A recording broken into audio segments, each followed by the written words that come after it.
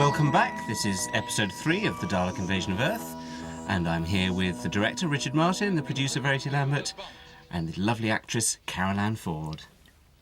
Verity, before we ended last time, you were about to tell us a story about interference on high from the BBC and memos and things. Oh yes. Well, we regularly got memos. I think the first one I had was on the very first Doctor Who that we did, which was set in the cave area, and it all went well until we put on the sound dub, and we had this off-screen, somebody's head being bashed in, and we did it in the normal way with a cabbage. And the director was Wallace Hussein, and it just sounded all too realistic, and I was made to cut it out. And I had one of those confrontations, director-producer confrontations. I actually didn't want to take it out particularly either, but I was absolutely ordered to. And so poor Wallace, who didn't want it taken out, said to me, well, why should I do it? And I ended up saying something I've never had to say since, which is, because I'm the producer and I say so. Was it substituted by another noise, or there was no noise at all? I think it was substituted by a far less clunk, awful noise. Yeah. Richard, did you ever have to were you ever instructed to cut things out against your will? Anything we've already talked about, which was the interior shot of the Dalek, where we've got this wonderful moving glunge, which Verity didn't like and said, quite rightly, I think, probably destroyed the mystery. But I don't think I was ever told not to be violent, because some of this is quite violent.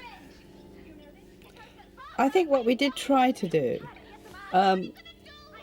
really was not, when we had violence, you had to be sort of real about it, that it wasn't there to titillate, it came naturally out of the story, and we did have to be quite careful about what sort of instruments we used, so that it couldn't be, for example, household objects. And there was one occasion when we had a very legitimate complaint in a later Doctor Who, where, was it you, Carole? Yes, you picked up a pair of scissors. I have to tell you, the roof fell in, because first of all, we were from the drama department, and the children's department weren't very pleased about that, and they immediately, all the children, controller of children's, all wrote these memos saying how irresponsible, and of course it would never have happened if they'd been making the programme. But they were of course quite right, and we never did it again. It was just that thing of kids can pick up domestic objects. So if you look at it, you'll never actually see everyday items used. At least I hope we don't. Except the sink plunger in front of the Dalek. Yes, you're welcome to use a sink plunger as dangerously as you may. I don't think... Actually, to be prodded by one of those things was intensely annoying. It had the right effect. To be pushed and shoved around by those things, it really made you want to sort of get back at them. There's the vetoed sign. Yeah. Is that vetoed? Because that's what you were... That's the omit sign, is it, Richard? Yeah, that's right. That's right. My version. That's your little private joke. Yeah. And here we have the Black Dalek He's the making head his Dalek. first appearance, yes. Ooh, what's he inside? He's underneath the floor, I think. Yeah.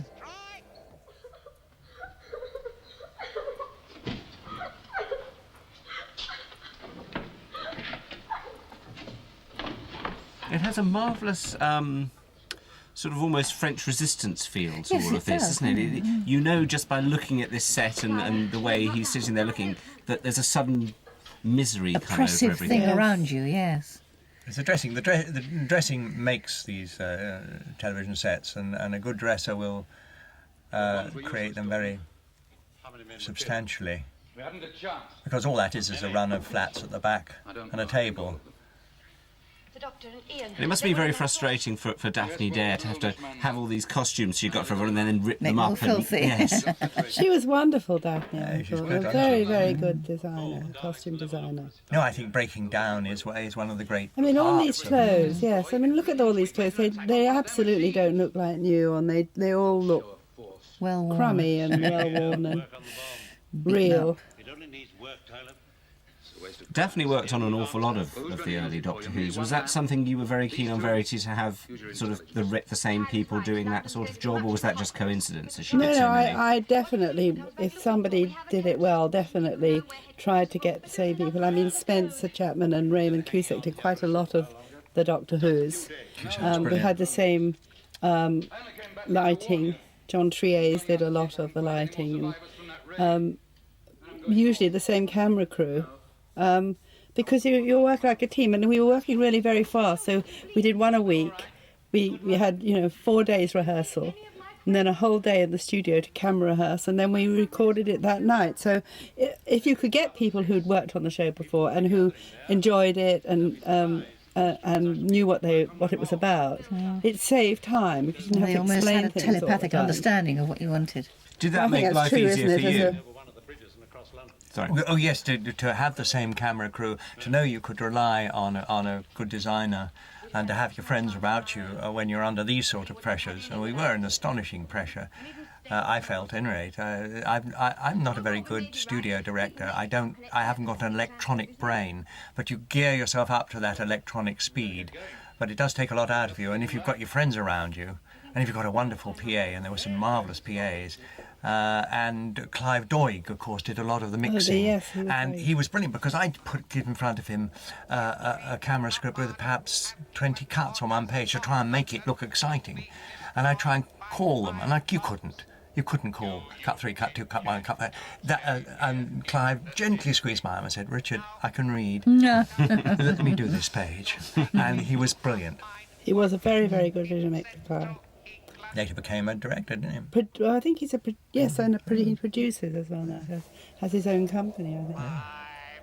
Yes, rhythm has a lot to do with atmosphere, doesn't it? If you can get fast cutting in to build up the tension. Yes, and you have to still be able to look for the reason to cut, And Yes. those good ones can do that.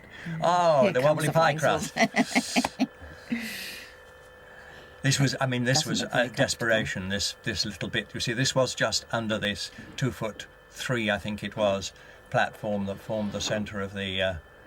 It looks pretty good, though. I mean, it looks like you would logically have something under the workings of the thing underneath, wouldn't you? That looks Yes, very that- solid, that sort of fireplace-looking The thing, fireplace doesn't looks it? a bit fireplace, yes. Despite the up and downer is above it.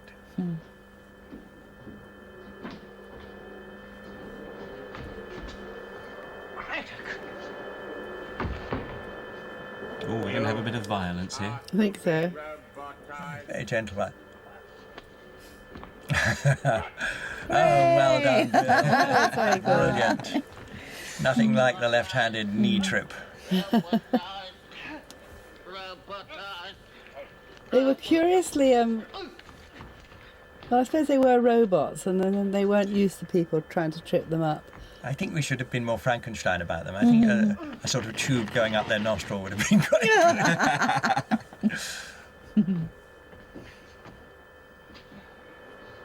You were saying, Verity, about the use of scissors and things being not allowed and bad noises.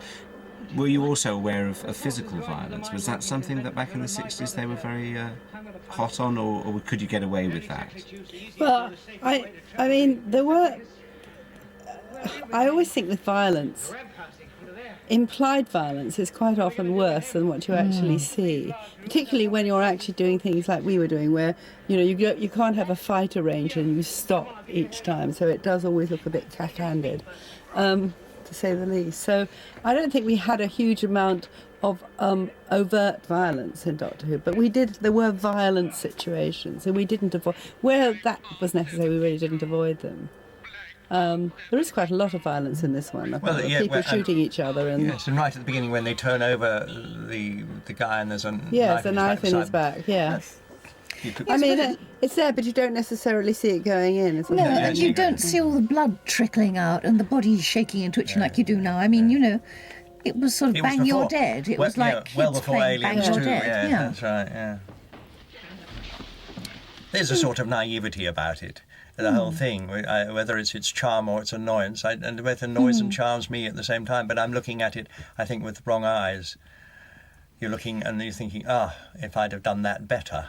Well, I think that I think considering what we had to do, it's pretty pretty good. Yes, there are things that I love. Oh goodness, yeah. But You isn't- wouldn't do that now. Yeah. But you wouldn't do it in that way. But then you didn't have that freedom. But isn't the proof of the pudding in the...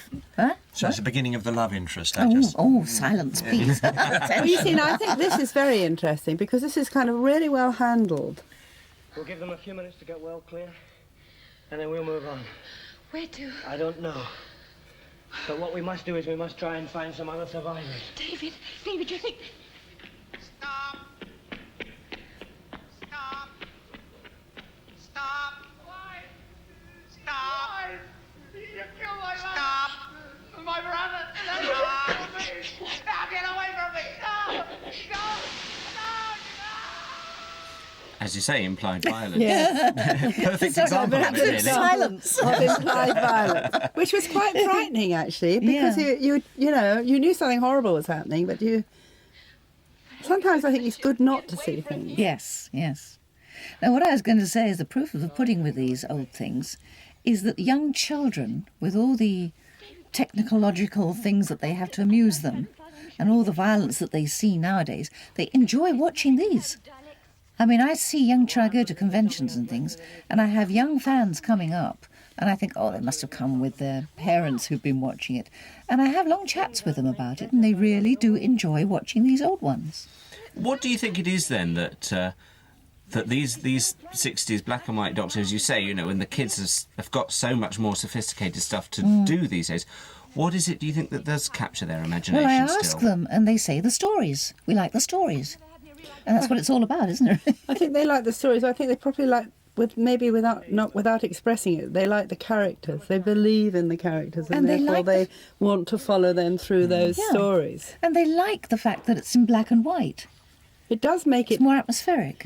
I have to say, it does make it. There's something coming up where I just think it makes black and white makes it look astonishingly. It's a good. high art medium, isn't it? Black and white. I love it.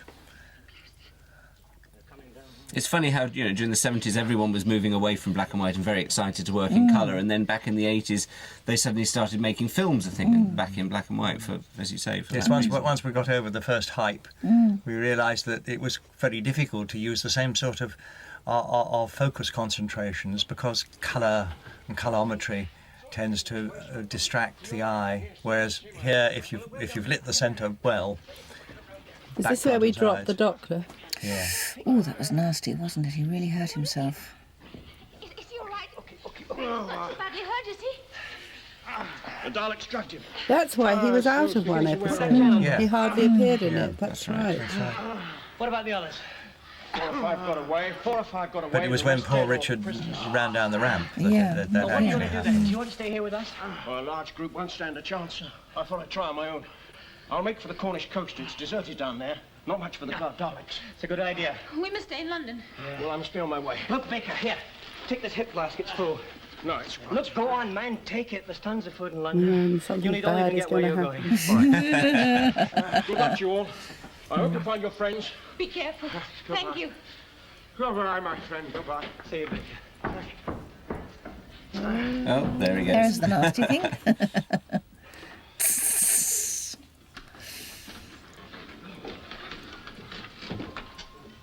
There obviously wasn't room for 2 Daleks there. This really is nasty, isn't it? I mean, this Yes. black and white, this negative thing. No, this is, I think, I love this bit. This is my other favourite bit. I think this is so effective. And we couldn't have done this now, Verity. Because, well, you'd never be able to do it now. It was 6 o'clock in the morning by the time we got down here. It was just when it was getting like, we did it, we just got permission. It was we had to do it on Sunday. We had to do it finish before 10 o'clock, I think, or something, so that, because we'd have caused traffic jams and things. Although in those days on a Sunday, see, isn't this wonderful? Yeah. I just love They that. are zapping along there. They are, yeah. You couldn't- Look at that. That's what made me hated by Robert Jewell. Because he couldn't stop. Yeah. He went bowling on into Camberwell.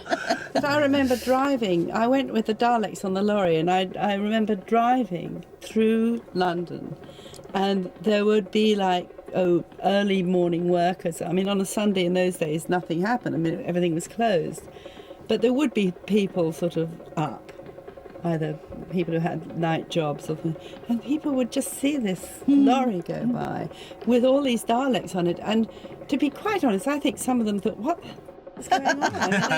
It's like, was there some kind of invasion? I wonder if the MPs were watching, looking out of their windows. I so love that. At 8 o'clock in the morning, yeah.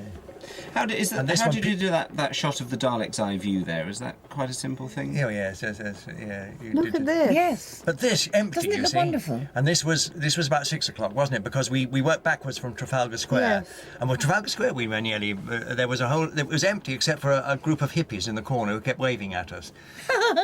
Here, this shot was very difficult to do, even though it was the first one. I mean, it's just so surreal, really, to see those. Yes. Now, if you said you had about 4 hours to do all this, and bearing in mind you go from Westminster Bridge to Trafalgar Square and then over to the Albert Memorial, how did you get the Daleks from A to B? Because presumably loading them up on this lorry On the lorry must with take a long Verity. time, though. Verity got them on the lorry, stayed with them. I was a Dalek wrangler. She gets up a speed there, doesn't she? Look at the wheelchair. Very good, Richard. I think this is excellent. This was Peter Sargent And on I the hope I wrote you a memo saying this is excellent. And the underlying cost tuk-a-tung, tuk-a-tung, tuk-a-tung, tuk-a-tung, it's really... yes. I just think it's such good value. It's just so... That's a sort of very Nazi salute the Daleks are giving there. Was that a deliberate thing? Bearing in mind this is only about 25 years since the Second World War had ended, and the Daleks are very sort of Nazi-ish. Did you tell them to do that? I mean, was that something? Remember. I honestly can't remember. I wish I say I could, I but think I it was can't. quite limited as to what they could do, really, basically. I mean, they did what they could. And this was the last shot we took. And always now already, as you with pan lift, I think you'll see some people coming. That's the theatre, isn't it? Yeah. You see some people in the Yes. background. That was it. The whistle was blown on us. We couldn't take any more. That was the Albert Hall, I think. That was the Albert Hall. Yes. Yeah. Was it? Yeah. We couldn't go any wider because with people coming left, right, and centre, you know. And I would love to have shot this in a remote wing of the Science Museum, but we're back in the studio. The Daleks use in the outer casing. We don't That decapitated dummy looks a bit nasty, actually, when you first come in on that. Maybe that's what they're mining for up in Bedfordshire. Oh, no. The Daleks must have found Dalekinium before they See, came to Earth. even though I watched it just recently, I still find myself listening to what's going on. Yes. And I love that little milk cart. With, it seems to me, some milk bottles. And I bet the milk was really sour. Daleks have been here, and some of us. How do you know? Well, look at these I love this signs. idea of a load of Daleks going along and sticking vetoed stickers on everything in a museum. And Not sort knowing of- what the hell it is. That's right. Just thinking humans must like this, so That's we'll different. say it's vetoed. It'd be quite nice if we'd seen them actually do it, but it would have been a much more electronic. But why is that ancient old bike around? I mean, when was this supposed to be? 2000? No, but this is a museum. It's a museum! That was the idea. I see, that they're it's a hiding museum. out in the Science Museum Oh, or the right. Museum of Yes. Transport. But we Oh, were very lovely. limited for our props. Well, you've got a milk, and you've got the wonderful dust cart, We got the dust cart. which I saw is called. It's falling or something. They've taken the E off Ealing. There's a sort of left it off. When you get to it, it's quite. We blew up a model, didn't we, of the dust cart? Yes, very effectively. Actually, that was very, very effective. Why? It's lovely, Annie. What's so special about the Doctor? He doesn't wear some sort of invisible shield, does he? Jenny, go outside and keep watch. You see, I think this is a very touching scene. The These are scene that's cannons, coming up. really, you know. People have to fight the Daleks in their own way. Barbara, I should like you to find your friend the Doctor and give him my notes. But I thought you said you'd finished the bomb. I have. Well, then why can't you give it to him yourself? I can. Well, I'd like you to take care of them for me, if you will. I'm not Are exactly... we ever mobile. told what's supposed to be inside that bomb? No, I don't mean, think having- so. It's just a bomb, I think. Yeah. When being so tiny, it's got to be something pretty horrendous to do damage, If it works. if it works.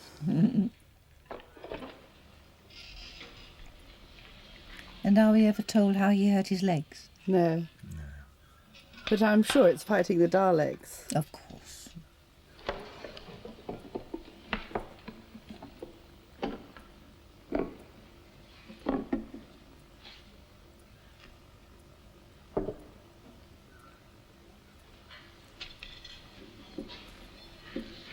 Marvellous sense of doom with what he's doing. Yes, he absolutely. knows what's going to happen next, It's a doesn't very he? touching scene, this, I think. Darling's all over the place. Where is he? Dortmund! Get the voice down. They couldn't have gone outside. Oh, he wouldn't be so stupid. He's left his notes. Jenny, he's going to try it out for himself.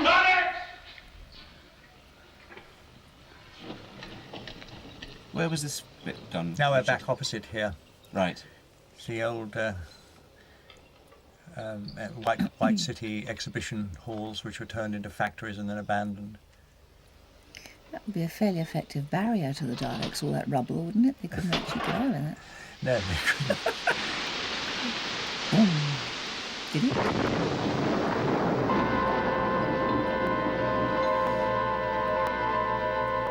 Come on, we must get away from them. Jenny! Jenny, come on!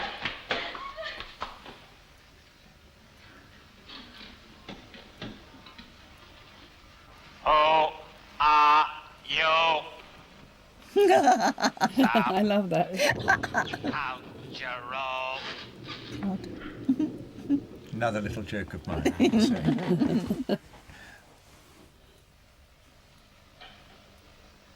Did it make Carole laugh? Well, you see, I haven't seen it since I actually did it. It's all fresh to me. I keep stopping to talk because I want to watch it. Carole, what are your overriding memories of William Hartnell? Verity and Richard were talking about him earlier. So I actually really enjoyed working with him. We had a very, very good relationship.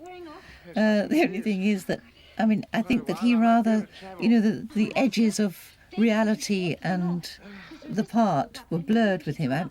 There were times when he really seemed to think that I was his granddaughter and was always telling me how to behave and what to say, what to do, what to wear, what not to do, etc. But we used to have little arguments about those sort of things, and otherwise it's just wonderful. I mean, he was a very touchy-feely person, as you can see. His hands were always on you.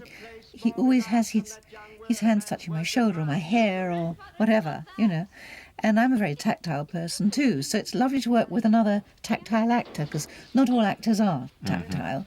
And you soon learn this in rehearsals, actually, actors that don't like to be touched. And it's quite difficult to work with them if they don't, Because, I mean, in the normal way of speaking, I use my hands a hell of a lot. And when I'm acting, I do too. And Bill was the same. And it was lovely. He sent me a very, very sweet and touching letter when said I wanted to go, and I've still got it. He was saying how much that he wanted me to stay and couldn't I reconsider. And That was very... I think he really loved that sort of first team very, very much. He did. Well, it was like family, Yeah. And he loved playing, I mean, he really loved playing the Doctor. He absolutely believed in that character completely. I was very, very fond of him. And of course, at this time, he hadn't developed the touchiness that later actors have told me made him very difficult to work with, because I know he was ill. I didn't at the time know he was ill. I think that was partly to do with his illness, actually. Yes, I had no idea he was ill. They're lowering the ramp. Well, he was a perfectionist, and if he saw other people doing things that he didn't approve of, he wasn't backward in saying so. He had a hell of a row with management at one time, Verity. Who was it with? Because I remember calming him down in the bar afterwards, and I remember him saying, "Yeah, but the thing is, Richard, I want to work again. I want to work again." I can't imagine who it was. It could have been any one of a number of people. I know once, when he'd been particularly forgetful, I had to tell him that I felt that he should spend a bit more time learning his lines, and he was very, very upset.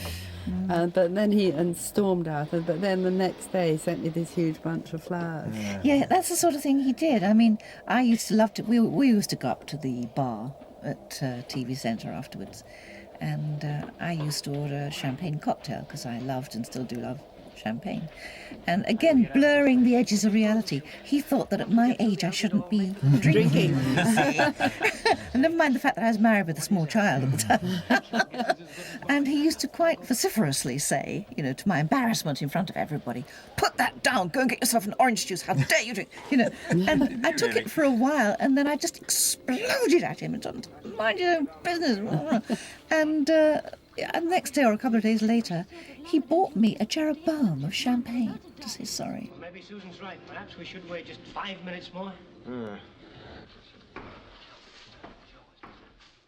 He was quite like the character, really, because Yes. a bit unpredictable. Yes. And sometimes he could be quite irascible, and then the other times he would be absolutely sweet. He had a very soft centre, very, very soft, and was genuinely concerned for people. He was, and he was very, very loyal to the thing. Here we are on the end of this. That farmer is so naff. Oh, God, is it naff? It's a bomb. It's a bomb. It's a naff bomb. It is a bomb, you will believe it.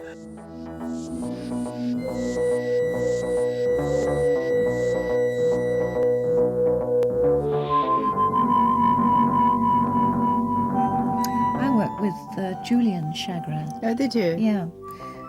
Very clever man, very clever. He was a mime artist, you know. Yes, I remember. I remember sitting in the dubbing theatre with Francis Chagrin and thinking, gosh, I'm sitting with a great... Because he did all those old movies. Yes, that's He was right. really well known.